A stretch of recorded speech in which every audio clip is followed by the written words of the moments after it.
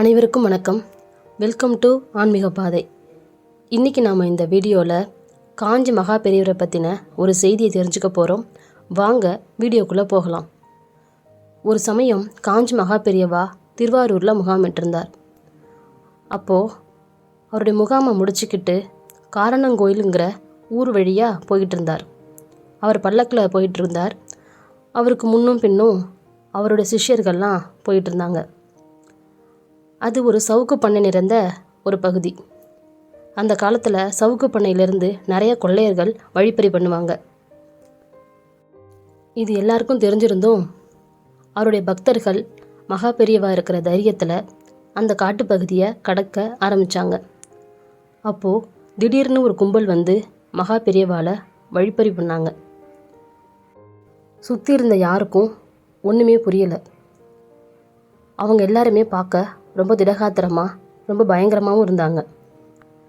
அப்போது பல்லக்கில் இருந்த காஞ்சி மகா பெரியவர் அந்த திருடர்களை பார்த்து இங்கே வான்னு சொல்லி அழைச்சார். ஆனால் அவங்களோ அவங்க பக்கத்தில் போகலை. 2வது முறையாகவும் அவர் அழைச்சார். அப்போவும் அவங்க யாரோ ஒரு பக்கத்தில் போகலை. ஏன்னு கேட்டப்போ எங்களால் உங்கள் பக்கத்தில் வர முடியலன்னு சொல்லிட்டு அந்த திருடர்கள்லாம் அவர்கிட்ட சொன்னாங்க.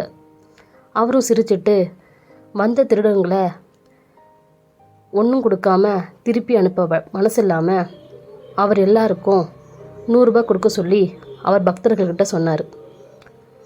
பக்தர்களும் அந்த திருடர்களுக்கு 100 ரூபாய் பணம் கொடுத்து அனுப்புனாங்க. அந்த காலத்தில் 100 ரூபாங்கிறது ரொம்ப பெரிய பணம். ஆனால் மகா பெரியவா வந்தவங்க ஏமாந்துடக்கூடாதுங்கிற காரணத்துக்காக வந்தவங்க எல்லாருக்கும் பணம் கொடுத்து அனுப்புனாங்க.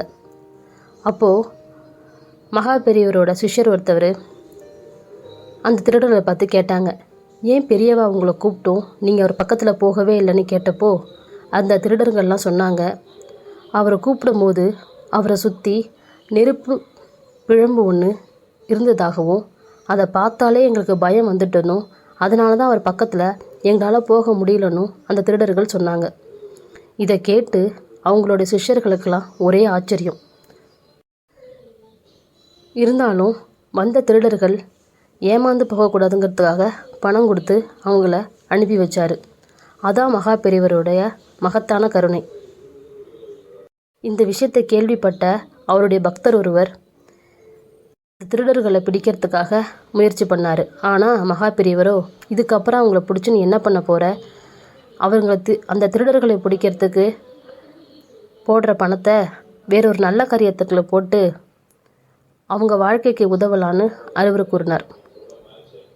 தனக்கு கெடுதல் செய்தவருக்கும் நன்மை செய்கிற அந்த மகானோட உள்ளத்தை என்னன்னு சொல்கிறது.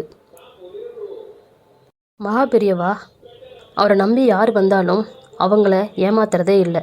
அதுக்கு இதுவே ஒரு சிறந்த உதாரணம். மீண்டும் வேறொரு வீடியோவில் உங்களை சந்திக்கிறேன். நன்றி, வணக்கம்.